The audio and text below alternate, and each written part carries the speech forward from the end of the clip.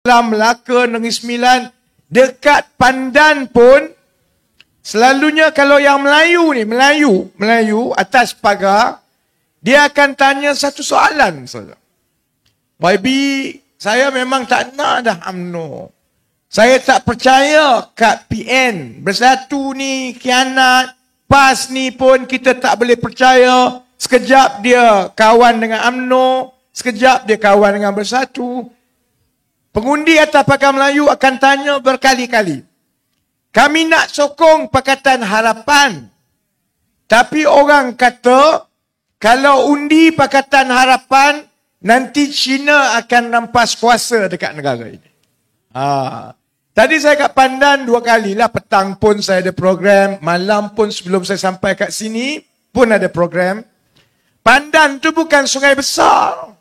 Pandan tu betul-betul tengah Kuala Lumpur bersempadan dengan KLCC kat sebelah tu.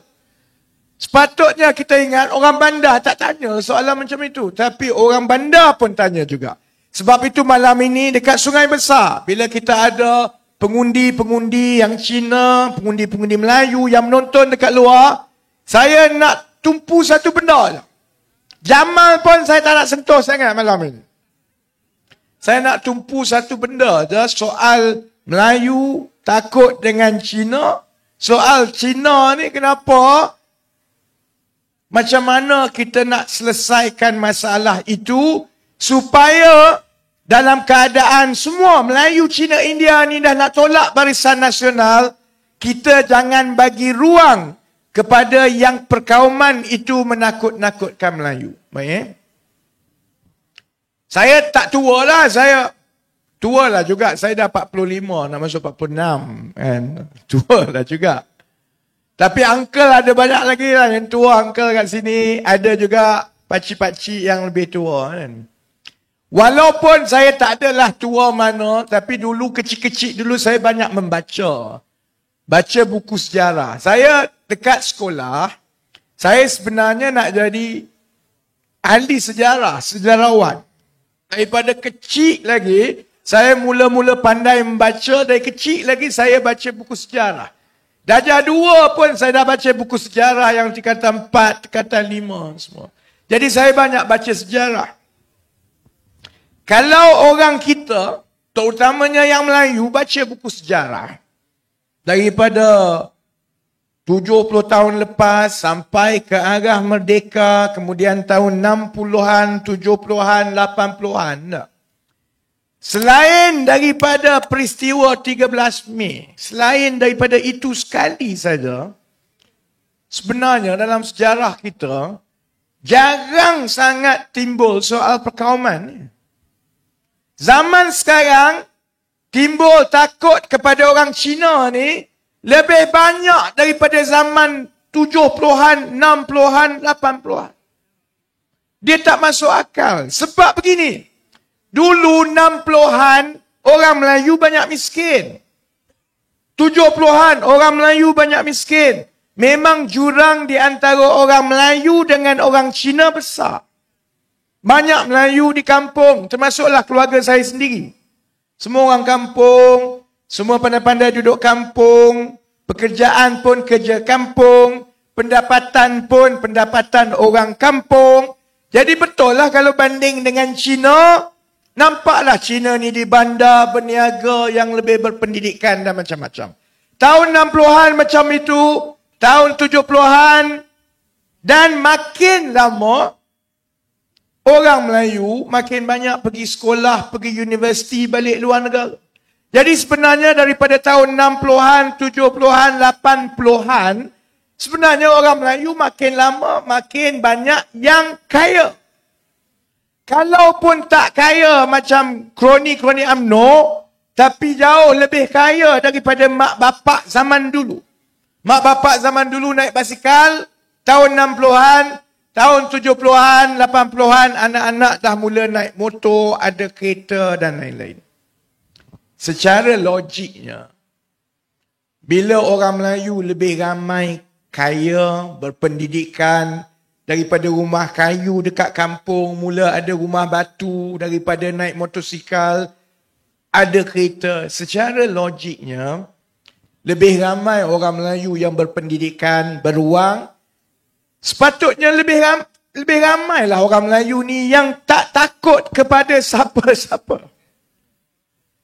Sepatutnya begitu. Sebab itu dulu tahun 70-an yang UMNO dok bising sangat tentang dasar ekonomi baru, pasal kedudukan Melayu, kebajikan Melayu. Itulah tujuan dulu tahun 70-an bagi beasiswa kepada anak-anak Melayu yang miskin. Bukan nak suruh orang Melayu tu kaut semua untuk dia. Supaya kita tutup jurang di antara kaum di negara ini. Ambil duit rakyat. Bagi lebih kepada yang Melayu, yang miskin. Supaya bila dia pergi sekolah, masuk universiti, dia jadi engineer. Supaya dia lebih yakin. Dan itu akan menyelesaikan masalah perkauman dalam negara kita. Tapi dunia terbalik sebab UMNO. Sebab itu kalau kita baca buku sejarah, soal perkauman ini, dia mula jadi isu besar pertengahan tahun 80-an je. Sebelum itu tak isu besar. 70-an tak isu besar. 80-an tak isu besar. Sebab itu kalau tanya yang tua-tua, yang pakcik uncle yang tua, tanya juga yang orang Melayu yang tua-tua zaman dulu. Dulu dia pergi sekolah, tak ada isu pun perkauman ni. Yang Melayu, yang Cina, yang India boleh jadi kawan. Tambah kalau Cina macam tu. Tu bukan Cina, tu Jawa. Tambah kalau macam Ang Sulim, dekat Sekincan ni. Orang tengok dia pun orang tak kata dia Cina, orang kata dia Jawa. Jadi tak jadi masalah dulu. Kenapa jadi masalah sekarang? Kenapa sampai dalam keadaan kita negara dah teruk sangat? Sampai yang Melayu, Cina, India semua tahu negara perlu berubah. Kena tukar pimpinan. Tapi ada lagi yang agak besar golongan pengundi atas pagar Melayu yang dia memang dah benci UMNO. Dia tak nak dah UMNO tapi dia bimbang. Tu yang dia duk tanya, betul ke ni kalau kita undi Pakatan Harapan ni Cina ambil dia? Sebab itu saya nak beritahu malam ini kat Sungai Besar, tak apalah, semua boleh dengar. Saya juga nak beritahu yang menonton di luar. Yang akan datang tanya saya, setiap kali saya berkempen seluruh Malaysia, yang akan datang tanya saya, betul ke YB kalau Pakatan menang ni Cina ambil alih kuasa? Soal perkauman di negara ini hanya timbul dalam pertengahan 80-an bila UMNO berpecah dan bermasalah. Dalam sepanjang 80-an, 90-an sampai sekarang saudara-saudari, soal takut kepada Cina hanya timbul bila kepala-kepala dalam UMNO nak hilang kuasa. Itu saja. Kalau tak timbul soal Cina, soal takut Cina ambil alih. Sebabnya mudah. Siapa orang paling ramai dalam negara ini? Melayu. Agama apa paling banyak dalam negara ini orang dia, penganut dia? Islam. Orang Melayu pula dari segi kadar pertumbuhan penduduk, kadar kelahiran, orang Melayu jauh lagi tinggi kadar kelahiran tahunan dia berbanding dengan Cina atau India. Maksudnya, makin lama 10 tahun, 20 tahun, 30 tahun daripada sekarang, penduduk Melayu lagi ramai. Jadi apa nak takut? Kalau kita pakai logik kita, tak masuk akal takut kepada orang Cina. Tak masuk akal. Sebab itu saya nak sentuh malam ini bukan soal semata-mata pasal politik. Saya orang Terengganu. Melayu pekat lah, pekat Melayu saya ni. Saya datang daripada kampung kat Terengganu. Dekat Terengganu, Cina pun tak banyak. India pun tak banyak. Ada berapa orang je Cina dengan India dekat Terengganu. Yang lain tu semua Melayu semua. Dalam Melayu, ada jenis Melayu macam Haji-Haji pula. Tu Melayu jenis yang lain tu. Jadi orang selalu tanya saya, macam mana you orang Melayu datang daripada negeri yang pekat Melayu macam Terengganu, tapi you tak takut ke pasal orang Cina ke apa? You tak bimbang? Saya ada jawapan saya. Masalah pertama negara kita ialah kerana kita tidak bercampur gaul. Yang Melayu duduk dengan yang Melayu, yang Cina duduk dengan yang Cina, yang India duduk dengan yang India, dan ini bukan salah rakyat. Ini memang telah dirancang dan sistemnya menjadi begitu kerana UMNO belajar daripada British dahulu, sistem pecah dan perintah. Kamu asingkan yang Cina, yang Melayu, yang India, maka kamu kawal mereka mengikut parti MCA, parti MIC, supaya mudah dilaga-lagakan di antara mereka, asalkan taikor-taikor dekat atas, yang UMNO, yang MCA, yang MIC, asal kamu dapat satu, aku dapat satu. Lu dapat wang, gua dapat wang. Yang bawah ni gaduh tak apa, sebab kalau Melayu gaduh benci dekat Cina, Cina takut dekat Melayu, yang India macam mana? Lagi banyak dia orang bergaduh dekat bawah, lagi dia tak ada masa nak tengok pimpinan Melayu, Cina, India dalam barisan nasional makan rasuah, mewah hidup, tak jaga rakyat. Jadi sistem kita telah dibuat begitu daripada dulu. Jadi orang tanya saya, you tak bimbang ke pasal Cina? Kadang-kadang orang PAS dengan UMNO ni lagi jahat. Dia maki saya seolah-olah saya ni dah tak ada, langsung tak ada kemelayuan. Saya sebenarnya memandang isu ini dengan cerita yang lebih lain sikit daripada sudut pandang lain. Saya orang Melayu. Saya tahu tanggungjawab orang Melayu di negara ini jadi pemimpin. Sebab negara ini majoriti orang Melayu. Yang akan jadi pemimpin ialah orang Melayu. Kalau pemimpin Melayu itu tidak bagus, orang Cina pandai jaga diri. Daripada dulu lagi, mereka pandai-pandai jaga diri sendiri. Dia tak makan gaji dengan kerajaan. Dia susah-susah, dia jaga sendiri. Dia pandai jaga diri orang Cina. Orang Melayu, saudara-saudari, bergantung hampir sepenuhnya selama ini kepada kualiti dan juga jenis pemimpin yang ada dalam kerajaan.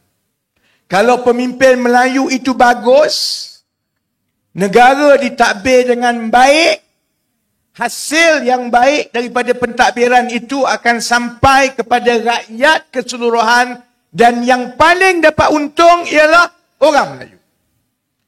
Tapi kalau pemimpin Melayu itu jenis sakau, bodoh, malas, mencuri, menipu, maka negara yang ditadbir itu akan jadi kucak-kacir, wang, ekonomi, kekayaan tidak berkembang, sedang orang Cina boleh jaga diri masing-masing, orang Melayu akan jadi mangsa paling utama kerana orang Melayu masih lagi banyak bergantung kepada kerajaan. Sebab itu saya tak masuk UMNO, saudara-saudari. Daripada kecil saya tak suka UMNO. Walaupun masa kecil-kecil dulu saya tak berminat dengan politik. Sebab utama dia, saya tengok makin lama yang ada dalam UMNO ni, dia tak fikir dah pasal rakyat dekat bawah. Dia fikir pasal diri dia. Bila dia fikir pasal diri dia, selain daripada dia curi duit, penyelewengan semua, bagi dia, lagi banyak rakyat Melayu, Cina, India ni bergaduh, lebih baik untuk dia. Sebab itu orang Melayu dulu-dulu kan, 10-11 tahun yang lepas, bila saya mula tampil, saya dedahkan skandal satu-satu. Sekarang cerita lembu kondok keluar balik. Aku ingat dah habis dah keluar balik.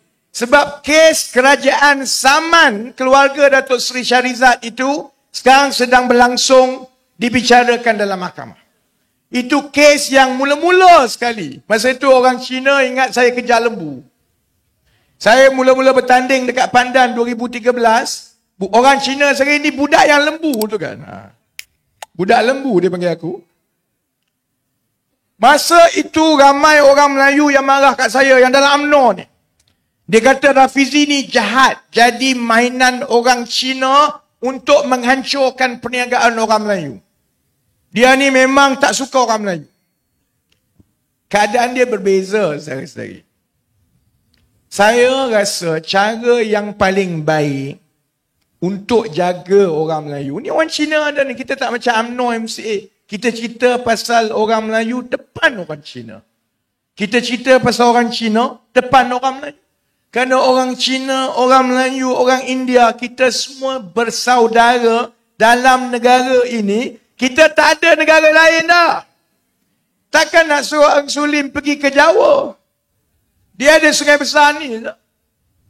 Jadi kita bersaudara. Sebab itu, cerita Melayu juga cerita Cina juga cerita Melayu. Saya ada pandangan yang lain. Kenapa kita kena lawan orang-orang yang Melayu, yang dalam UMNO, yang dalam Bersatu, yang dalam PAS? Sekarang GTA juga banyak sangat dah. Aku dah tak tahu dah sekarang ni. Kenapa kita kena lawan Melayu yang macam itu? Sebab kalau nak jaga Melayu, bukan dengan cara tindas orang lain. Kalau tindas orang lain, maksudnya kita rampas hak orang lain. Siapa-siapa pun lah. Kalau kita orang Cina ke, orang Melayu ke, orang India, kalau kita naik dengan cara memijak orang lain, ataupun dengan cara kita rampas hak orang lain, percayalah, lama-lama orang akan pijak kita balik. Kalau Melayu nak memimpin, kita kena dihormati. Cara kita dihormati oleh orang Melayu sendiri, oleh orang Cina sendiri, oleh orang India. Bukan dengan cara kita guna kuasa dan menakut-nakutkan orang lain. Cara kita dihormati ialah dengan jadi lebih cerdik, lebih rajin, lebih amanah. Orang tahu, yang Melayu pun tahu, Cina pun tahu, India pun tahu. Kalau dia jadi pemimpin, oleh kerana dia akhlak baik, dia cerdik, dia pandai, bagi tugas kepada dia, dia akan buat dengan sebaiknya dan kebaikan itu dapat kepada semua. Melayu, Cina, India semua dapat, maka semua orang akan hormat dia. Sama macam kita pergi ke pejabat lah. Kita pergi pejabat, kalau bos kita itu orang yang cerdik, dia rajin, dia baik, dia bertimbang rasa, dia adil, semua orang suka kat dia. Orang bawah suka kat dia, orang bawah akan kerja dengan rajin, orang bawah akan doakan dan menyumbang kepada syarikat berkembang besar. Tapi kalau bayangkan, bos tu macam sial. Tiap-tiap hari lah. Orang curi jam lah, ponteng lah, malas nak buat kerja lah. Akhirnya, syarikat jadi mangsa, yang bos itu pun hidup tak aman. Konsep dia sama. Sebab itu, kalau kita tak perbetulkan keadaan ini, iaitu kepala otak UMNO, dan sekarang ini telah berjangkit kepada kepala otak Bersatu dan juga PAS. Kepala otak dia ialah, lebih baik kita letak Melayu-Melayu yang bodoh, asalkan kita Melayu, kita ambil duit orang semua, tapi sebab kita pegang kuasa, kita malas pun tak apa, asalkan kita boleh hidup senang. Itu yang berlaku sekarang. Sebab itu sekarang, bukan Melayu je yang marah, orang Melayu pun marah. Sebab orang Melayu pun dah jadi mangsa yang sama. Dulu-dulu, yang kerja, yang bisnes, mungkin banyak orang bukan Melayu. Sekarang, orang Melayu pun banyak buat bisnes. Orang Melayu pun banyak kerja macam bisnes kecil-kecilan. Orang Melayu pun faham perasaannya bila kita tengok yang dekat atas tu, macam saya duk sebut Mangku Bumi sekarang ni kan. Kontraktor Melayu besar, kontraktor UMNO ni kan. Orang tengok dia company pun bukanlah hebat sangat. Tapi sebab dia ada kaitan dengan pimpinan-pimpinan UMNO, projek berbilion-bilion disapu kat dia.